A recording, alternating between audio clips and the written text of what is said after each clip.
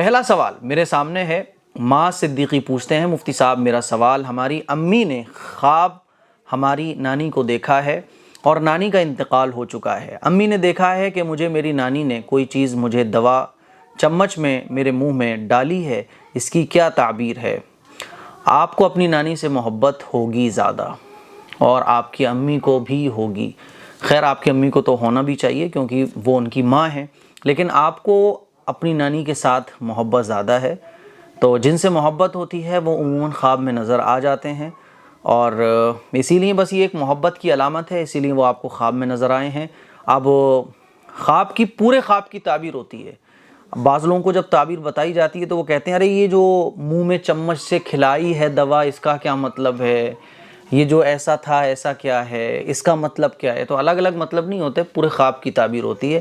تو یہ جو نانی نے چمچ سے آپ کے منہ میں ڈالی ہے کوئی چیز، ہے نا، تو اس کا مطلب یہی ہے کہ وہ ایک کانٹیکٹ ہے نا آپ کو آپ کی نانی سے، اور جن سے محبت ہوتی ہے تو وہ خواب میں نظر آ جاتے ہیں۔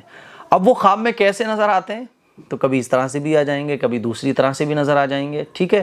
تو ایسے موقع پر ہمیں اپنے مرحومین کے لیے ایصال ثواب کر دینا چاہیے، اسی لیے کہ آپ لوگ کچھ نہ کچھ ان کے لیے قرآن مجید پڑھیں اور ایصال ثواب کر دیں، بس باقی کوئی اور مطلب نہیں ہے۔ ادھر ادھر جاؤ گے، کسی اور سے کوئی اور مطلب پوچھو گے تو ظاہر ہے سب بیٹھے ہوئے ہیں یوں منہ پھاڑے ہوئے، کہ کب کوئی آئے پوچھنے کے لیے اور وہ یوں منہ پھاڑے بیٹھے ہوئے ہیں ڈائناسور کی طرح، اور آپ کو وہ لپک لیں گے فوراً۔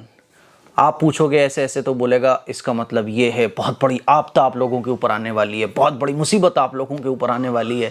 یعنی وہ آپ کو اس طرح سے ڈرانے کی کوشش کریں گے کہ آپ کہو گے اب اس کا حل کیا ہے، تو وہ بس یہی وہ سننا چاہتے ہیں، وہ بولیں گے اس کا حل یہ ہے، اتنا روپے آپ کو خرچ کرنا پڑیں گے۔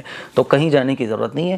بعض لوگوں کو کیا ہے نا، آج کل مزاج یہ بن گیا ہے کہ صحیح باتیں جلدی سے سمجھ نہیں آتی ہیں، صحیح باتیں بتائی جائیں تو وہ یہ سوچتے ہیں کہ ارے نہیں یار شاید مفتی صاحب نہیں بتا پا رہے ہیں اس کا مطلب، مفتی صاحب سمجھ نہیں پا رہے ہیں، کیونکہ ہر آدمی کو وہ مطلب سننا پسند ہے جو وہ چاہتا ہے، اور ہر آدمی کو آج کل یہ سننا ہے کہ جو اس کے اوپر مصیبتیں آ رہی ہیں اس کا کنیکشن اس سے ہے۔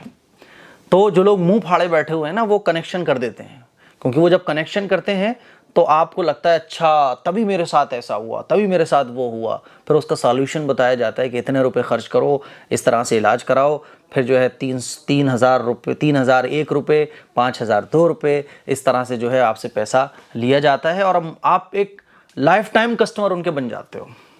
تو کہیں جانے کی ضرورت نہیں ہے، خوابوں کے چکر میں پڑنے کی ضرورت ہی نہیں ہے۔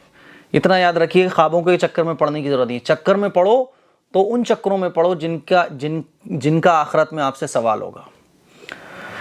اگلا سوال دل نواز احمد پوچھتے ہیں، مفتی صاحب پزے والا اوریگینو کھانا کیسا ہے؟ بہت کوئی بولتا ہے نہیں کھانا چاہیے۔ اوریگینو جو پزے وغیرہ پڑتا ہے میرے خیال میں ایک مسالہ وغیرہ ہوتا ہے جو ذائقہ بڑھانے کے لیے یوز کیا جاتا ہے، تو اس میں مجھے لگتا ہے کہ کوئی قباحت نہیں ہے۔ اب پتہ نہیں جو لوگ بولتے ہیں وہ بولنے والے کون ہیں، اگر وہ بولنے والے اہل علم ہیں، دین کی سمجھ رکھنے والے لوگ ہیں تو آپ مجھے بتائیے، اور اگر دین کی سمجھ رکھنے والے نہیں ہیں، صرف ایسے یوں ہی عام جنتا ہے، تو لوگ تو کچھ بھی بولتے ہیں، کچھ بھی کہا جاتا ہے، اس چکر میں آپ نہ پڑو، ٹھیک ہے؟